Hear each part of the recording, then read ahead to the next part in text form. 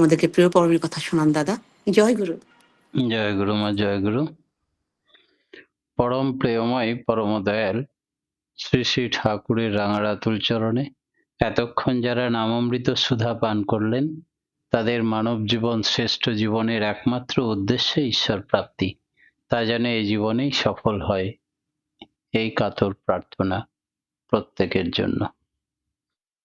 পরম প্রেমময় শ্রী শ্রী ঠাকুর আমাদের শ্রেষ্ঠ বীজ মন্ত্র দান করলেন, শ্রেষ্ঠ শরীর মনুষ্য জীবন দান করলেন।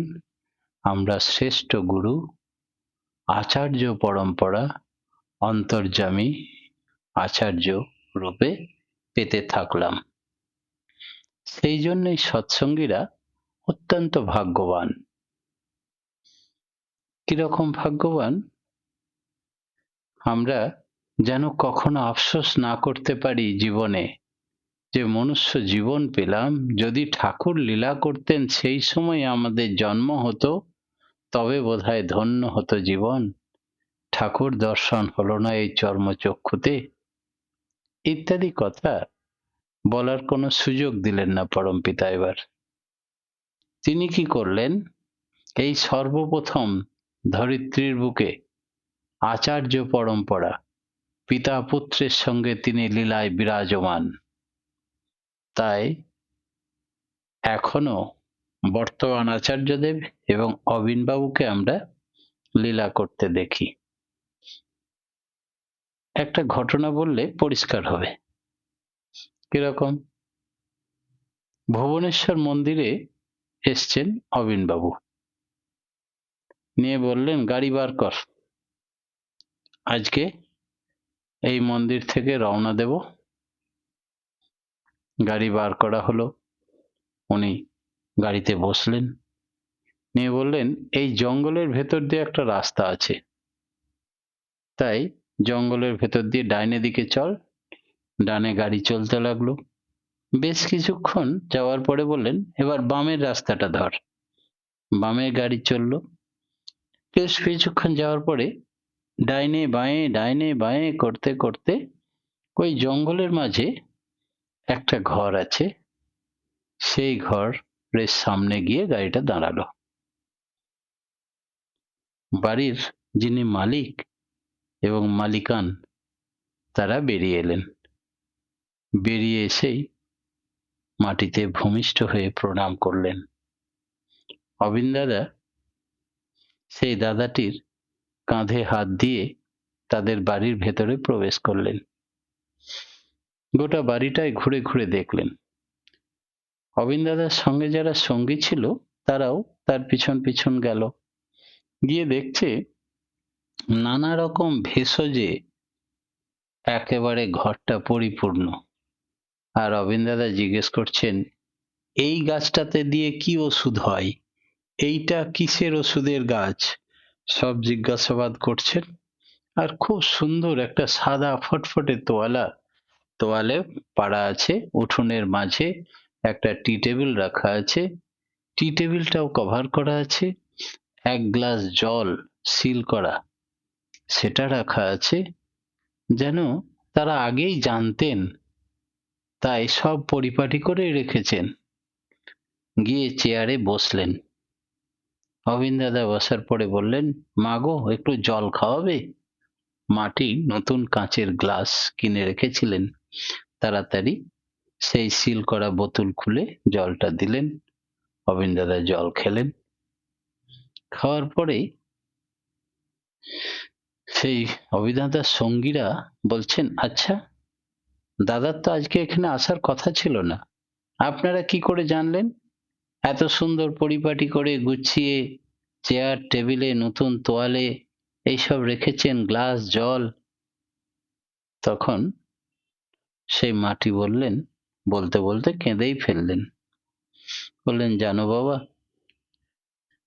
যখন থেকে শুনেছি অবন বাবার কথা, আমরা এই জঙ্গলের মধ্যে থাকি, তাই উনি যদি আমাদের বাড়ি কখনো দয়া করে আসেন, তাই আমি প্রত্যেক দিন সকাল হলেই এই চেয়ার টেবিল বাগানের মাঝে নামিয়ে অপেক্ষা করি তার, আর নতুন তোয়ালে দিয়ে ঢেকে দিই, সুন্দর করে ওই সিল করা বোতল সব রেখে দিই।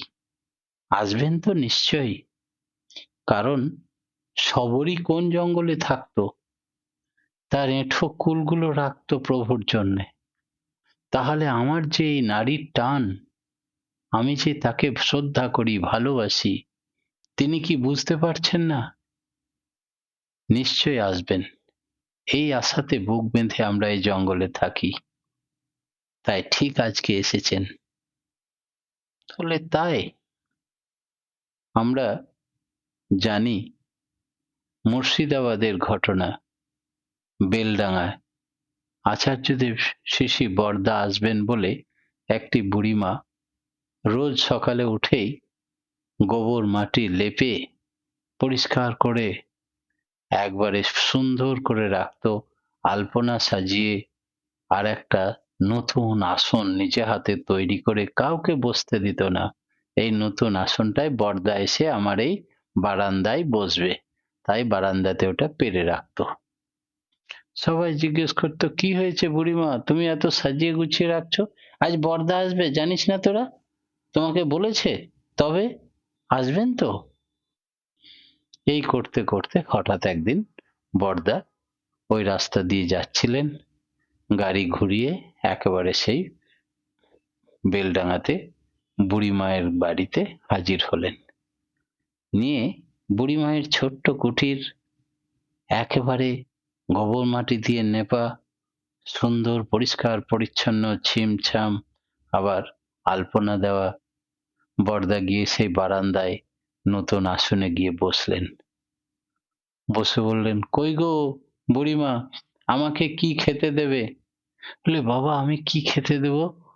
তো বলে, ওই তো তোমার ডাব আছে, এক কাঁদি ডাব পেড়ে দিলেন।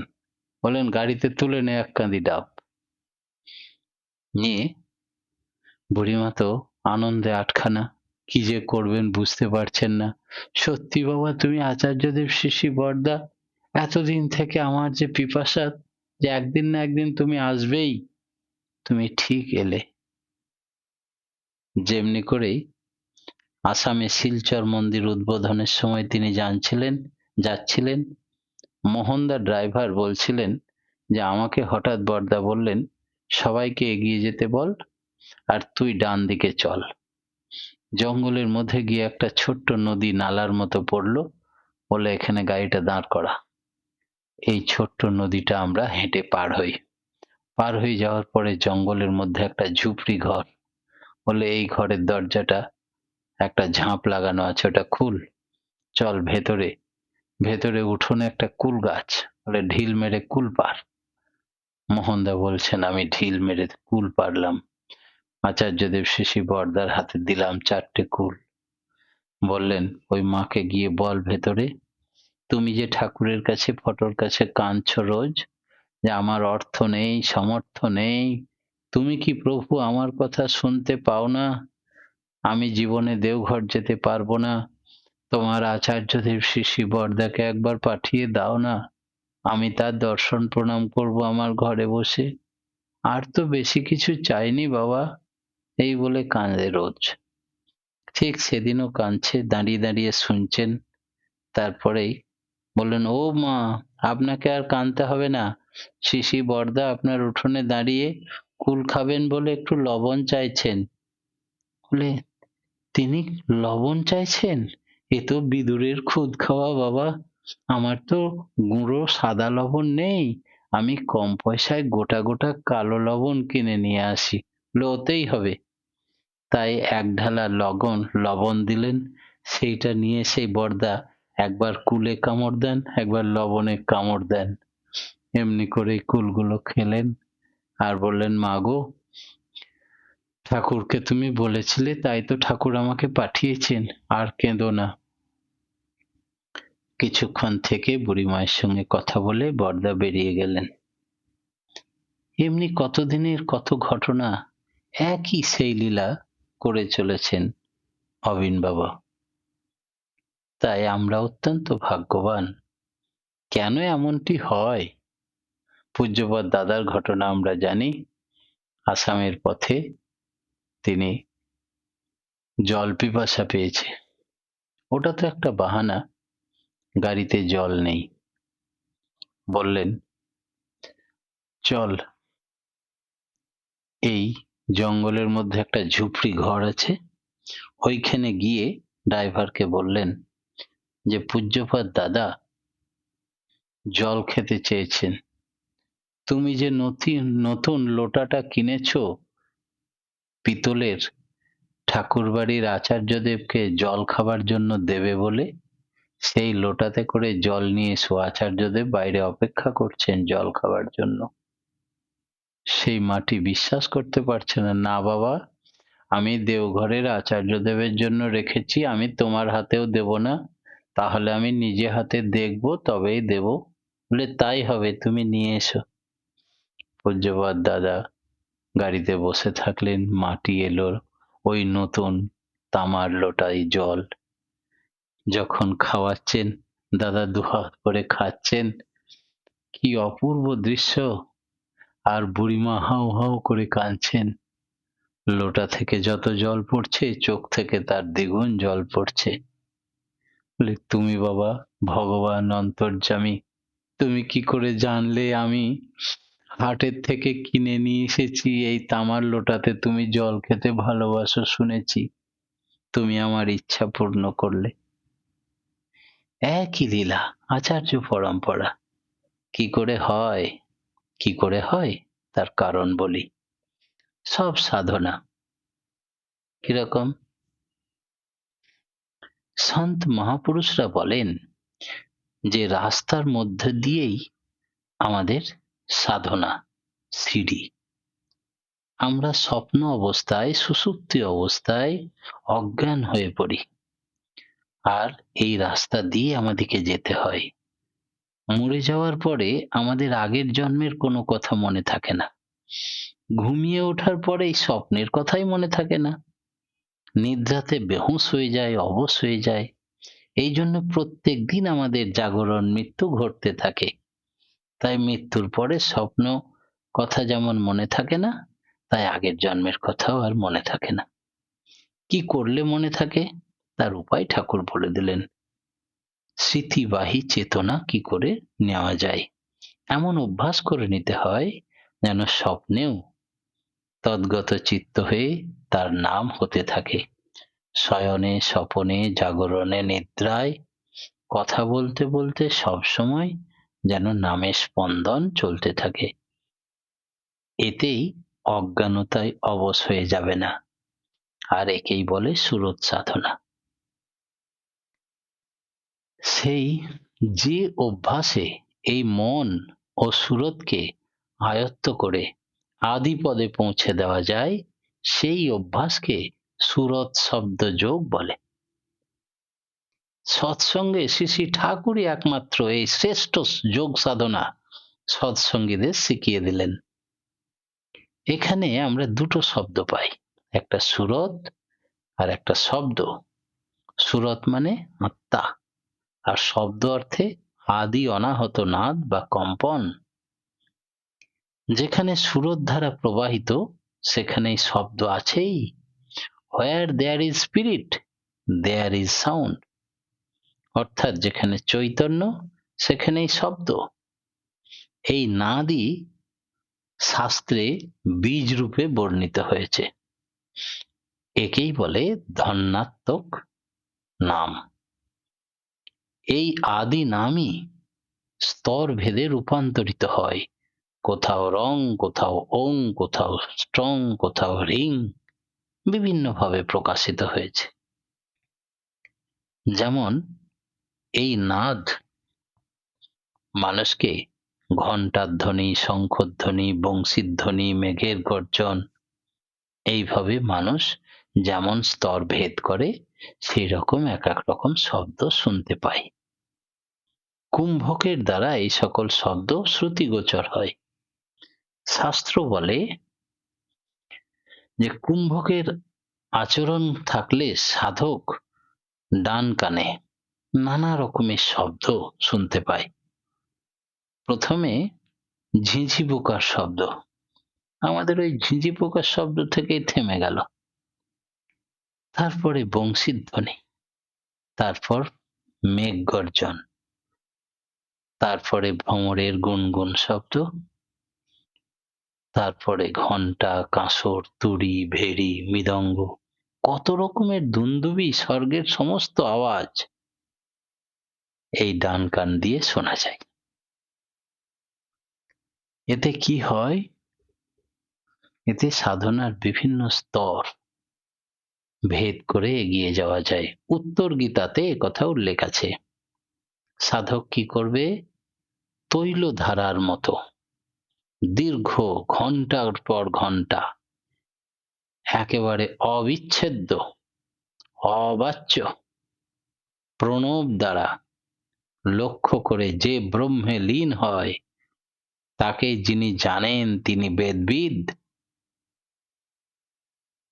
যোগী মুক্ত আসনে, সিদ্ধ আসনে বসেন আর মুদ্রা দ্বারা একাগ্র চিত্তে দক্ষিণ কর্ণে অন্তরস্থ নাদ শ্রবণ করতে থাকে। ত্রিপুরা সার গ্রন্থে বলছে, সুষুম্না নাড়িতে প্রথম মত্ত মধুকরের মতো গুনগুন আওয়াজ শোনা যায়, পরে বংশছিদ্রে বায়ু প্রবেশের মতো শঁ শঁ শব্দ শোনা যায়, তারপর ঘণ্টার ধ্বনি, সমুদ্র মেঘগর্জনের মতো শব্দ শোনা যায়। অর্থাৎ নাদ প্রত্যক্ষ হয়। এখানে বলা বিশেষ প্রয়োজন যে পিণ্ড দেশে ষঠচক্রের মধ্যে যে সমস্ত শব্দ শোনা যায়, উপরকার মণ্ডলে অর্থাৎ ব্রহ্মাণ্ডের ছায়া প্রতিধ্বনি মাত্র সবই, অর্থাৎ সবই স্বর্গরাজ্যের বা ব্রহ্মাণ্ড দেশের আওয়াজ। প্রকৃত শব্দ ব্রহ্মাণ্ড ও দয়াল দেশের থেকে আসছে। সৃষ্টির বা দেহের নিম্ন দেশে বহু মিশ্রিত শব্দ, কোলাহল, অস্থির মন, সংকীর্ণ মন, গণ্ডী মন। প্রকৃত ঘণ্টা, শঙ্খ, মেঘগর্জনের ন্যায় ধ্বনি দ্বিতীয় বিভাগে অর্থাৎ ব্রহ্মাণ্ডেই শোনা যায়। ব্রহ্মাণ্ডী মনে প্রবেশ করলে তবেই শোনা যায়। আর আরো ঊর্ধ্বে উঠলে ওই নির্মল চৈতন্য রাজ্যে প্রবেশ করার সঙ্গে সঙ্গে বংশী বীণার ধ্বনি শোনা যায়। কোন ধ্বনিটা বর্জনীয় আর কোন ধ্বনি গ্রহণীয় তা গুরু তখন জানিয়ে দেন এবং সেটাকে ভজন দীক্ষা বলে। সুরত আদিতে পরম পুরুষের চরণ থেকে সৃষ্টি হয়ে স্তরে স্তরে সৃষ্টি করতে করতে পিণ্ড দেশে নেমে এসে দেহ, মন, ইন্দ্রিয়, দেহ সম্বন্ধী পদার্থ, বিভিন্ন আসক্তি বশত বন্ধন প্রাপ্ত হয়। আমাদের প্রত্যেকের সৃষ্টি ওই সুরত থেকে, কিন্তু সুরতটা আমাদের একেবারে নিম্ন এসে ইন্দ্রিয় দেহ নিয়ে বন্ধনে আবদ্ধ হয়ে যায়। আর যতদিন সুরত এই সকল বন্ধন থেকে মুক্ত হয়ে ফের উল্টো চলনে চলতে শুরু করে, স্তর ভেদ করতে থাকে, তখনই সে আদি পর্বে পৌঁছাতে পারে। ততদিন তার পূর্ণ মুক্তি হয়, তাছাড়া মুক্তি হয় না। তাই প্রত্যেকের ভেতরেই ঈশ্বর প্রাপ্তির বা সুরত শক্তি আছেই। জন্ম থেকে জাইগোট ফর্মের সময় থেকে ঈশ্বরের কৃপায় ধরাতে আসার সময় সেই শক্তি নিয়ে এসেছিল, কিন্তু প্রবৃত্তির চক্রে তাকে সংকীর্ণ বা পিণ্ডি মনে স্থান দেওয়া হয়েছে। আবার সাধনা শুরু করলে সে একেবারে উল্টো চলনে দ্রুত গতিতে সিদ্ধি লাভ করতে পারে। যমুনার উজান বহা বলে এটাকে। সুরত বা চৈতন্য ধারা যখন উল্টে পরম পুরুষের দিকে অভিসার করে, সেই শ্রেষ্ঠ পুরুষকে পেয়ে ষষ্ঠাকে পায়, তখন সে হয় রাধা। আর উল্টে যাওয়াটা তার যখনই সম্ভব হয়, তখন শ্যামের বাঁশিতে তার ডাক পড়ে। সে তখন শব্দ বা অনাহত নাদের কথা বলে। তাই এই বাঁশির শব্দ সে অনাহত সব সময় শুনতে পায়, আর আকর্ষণ ও প্রেম তাকে পাগল করে তোলে। এইটি তার আসল স্বরূপ, সেইখান থেকেই তার সৃষ্টি। যে শ্রীকৃষ্ণের নরলীলা তার স্থূল লীলা সূক্ষ্মেরই অনুরূপ। তাই প্রত্যেকটা মানুষ পুত্তলিকার মতো নাচতে থাকে, সবটাই তার লীলা। মানুক আর না মানুক, দীক্ষিত হোক আর অদীক্ষিত হোক, জীব মাত্রই কৃষ্ণের নিত্য দাস, সর্বশাস্ত্র সার এই কথা। চুম্বকে যেমন আকর্ষণ ও বিকর্ষণ দুই শক্তি আছে। আকর্ষণ শক্তি যেমন চুম্বক থেকে নির্গত হয়ে দূরের লৌহখণ্ডকে টেনে আনে এবং উৎপত্তি স্থানে চুম্বকে যুক্ত করে দেয়, সেই রকম অনাহত নাদের মধ্যেও আকর্ষণ এবং বিকর্ষণ দুইটি শক্তি আছে। আকর্ষণ শক্তি উপরে ভেতরের দিকে আপওয়ার্ড অ্যান্ড ইনওয়ার্ড নিয়ে যায়, আর বিকর্ষণ শক্তি নিচে বাইরের দিকে ডাউনওয়ার্ড অ্যান্ড আউটওয়ার্ড। বর্তমানে জীব এই বিকর্ষণ শক্তিতে পড়ে বহির্মুখী জীব হয়ে যাচ্ছে। এখন তাকে কোনো প্রকারে যদি আকর্ষণ শক্তির সঙ্গে যুক্ত করে দেওয়া যায়, তাহলে ওই শক্তি আর উৎপত্তি স্থানে পরম পদে পৌঁছে দিতে পারে। এই অনাহত নাদের সঙ্গে সুরতে যোগ করাকে সুরত শব্দ যোগ বলা হয়, যেটা আমরা প্রত্যেকেই জানি যে ডাকাত লুটতারাজ করে খেত, ছিনতাই করত, রাস্তা দিয়ে কাউরির পেরোবার উপায় ছিল না। সেই দস্যু রত্নাকর যখন লিবিডোটাকে ঘুরিয়ে দিল, উল্টো তালে সাধনে মগ্ন হলো, তখন সিদ্ধি লাভ করে রাম জন্মাবার আগে রামায়ণ লিখে ফেলল, ঋষিত্ব প্রাপ্তি হলো। এই যোগের অভ্যাস সরল ও বিঘ্ন শূন্য। 7-8 বছরের বালক বালিকা থেকে 80 বছরের বৃদ্ধ পর্যন্ত, স্ত্রী হোক আর পুরুষ হোক, মূর্খ হোক আর পণ্ডিত হোক, অনায়াসে সংসার আশ্রমে থেকে নিজে নিজে পেশা বজায় রেখেও প্রাণায়াম ইত্যাদি কঠিন কঠিন অভ্যাসের ন্যায় কিছু না করেও কেবলমাত্র আহার ও ব্যবহারের এবং পরমপিতার দেওয়া বিধিনিষেধ পালন করে এই জীবনেই ঈশ্বর প্রাপ্তি সম্ভব। পরমপিতা সেই জন্য আমাদের এত পজিটিভ, কাউরির কোনো ভুল ত্রুটির কথা শুনতেও চাইতেন না, দেখতেনও না। বলতেন, সকলেই আমরা অমৃতস্য পুত্র অমৃতস্য পুত্রা। তাই আমাদের মধ্যে পরমপিতার রেত শরীরে তিনি বহন করেছেন, সমস্ত গুণ আমরা বহন করছি। যেদিকে লিবিডোকে ঘুরিয়ে দিব, সেধারেই চরম পর্যায়ে পৌঁছে দিতে পারে আমাদের। আর এই শরীর হচ্ছে সাধনার যন্ত্র, স্বর্গের সিঁড়ি আমাদের ভেতরেই আছে। পরমপিতার রাঙারাতুল চরণে প্রত্যেকের যেন এই জীবনে ঈশ্বর দর্শন হয়, প্রবৃত্তির থেকে মুক্তি পায়, এই কাতর প্রার্থনা জানিয়ে আমার বক্তব্য আজকের এখানেই শেষ করলাম। জয় গুরু।